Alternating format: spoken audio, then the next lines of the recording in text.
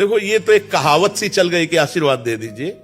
अगर हमारे आशीर्वाद से या किसी महात्मा के आशीर्वाद से बात बनती तो कोई महात्मा किसी को साधन करने को नहीं कहता, वो आशीर्वाद ही दे देता। झंझट काय को करते, घंटों भाव में लगे हुए, सीधे जाओ आशीर्वाद। ऐसे हुआ आया क्या कुछ तुम्हारे पास? जैसे लोग नहीं वो केवल फिल्मों में दिखाते हैं सही में नहीं होता, सही में कहीं नहीं होता, कहीं नहीं होता सही में।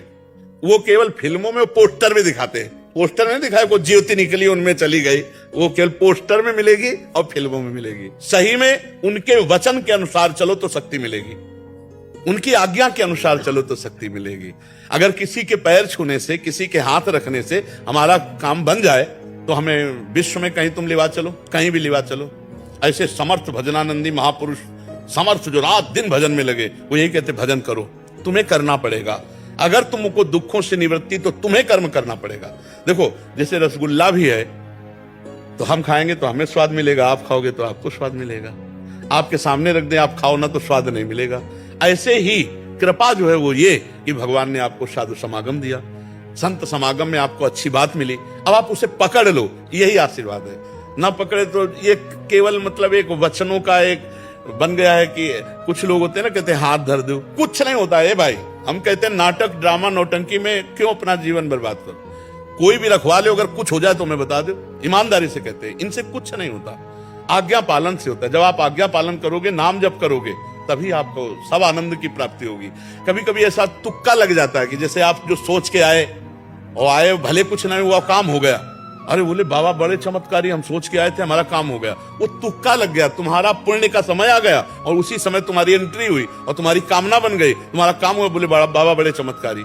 वशिष्ठ जी से बढ़कर कोई बाबा चमत्कारी होगा?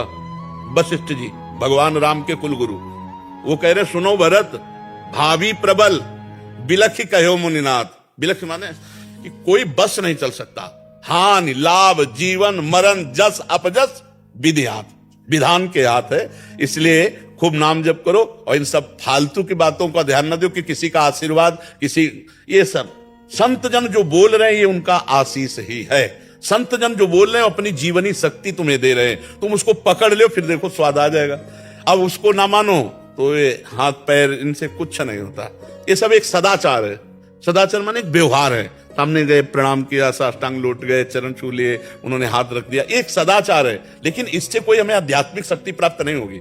आध्यात्मिक शक्ति उनकी आज्ञा का पालन करने से हो। आज्ञा सम्न सुसाहिब सेवा, जो आज्ञा का पालन करे अपने आप कृपा होती चली जाएगी। ऐसा होने लगे ना तो भगवान सुषेण वैद्य को न बुलाकर झाड़ फूंक वाले को बुलाते, जब लक्ष्मण जी को वीरघाती नहीं लगी थी। दशरथ जी को भगवान बचवा लेते ना, लेकिन भगवान पुत्र हैं, जो होना है वही होता है। इसलिए भ्रम में न रहो, किसी के आशीर्वाद की जरूरत आपको नहीं। आप राम राम कृष्ण कृष्ण जपो, आपका आशीर्वाद अपने आप घेर लेगा। अब देखो फिर हम आपको समझा रहे, भगवान की जिस पर कृपा होती है उस पर सबकी कृपा होती है। जहां पर कृपा राम की हुई ता पर कृपा करे सब कोई। बिल्कुल अच्छे आदमी बनो, किसी के बुरे आचरणों में ना सहयोग दो, ना बुरा आचरण करो, और नाम जप करोगे, चारों तरफ से कृपा नाम है तो हमें बता देना, आनंद ही आनंद रहेगा। और ये तो एक व्यवहार मात्र है कि संतों से कहा जाता है कि आप हम पर कृपा कर दो, आप हमारे ऊपर हाथ रख दो, ये सब व्यवहार मात्र है। खूब इसीलिए बचपन से इस मार्ग में है, कहीं भी जहां सब देखा है, कहीं भी कुछ नहीं, आपको करना होगा। आपको अपने कल्याण के लिए आपको तपना होगा, आपको जलना होगा। जो आपको बता रहा है वो ड्रामा है।